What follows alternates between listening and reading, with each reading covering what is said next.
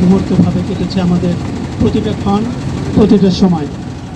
আমরা সবসময় আনন্দ করতে করতে এই শেষ পর্যায়ে এসে দাঁড়িয়েছি।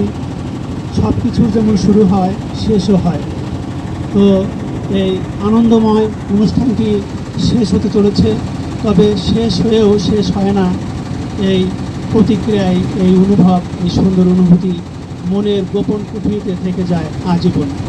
এটা একটা মধুময় স্মৃতি, একটা সুন্দর স্মৃতি হিসেবে আমার অন্তরে জায়গা করে নিয়েছে। আমার লেখা হয়তো কোনো কবিতায়, কোনো উপন্যাসের কোনো খণ্ডিত চরিত্র হিসেবে এখানে কোনো কিছু আসতে পারে।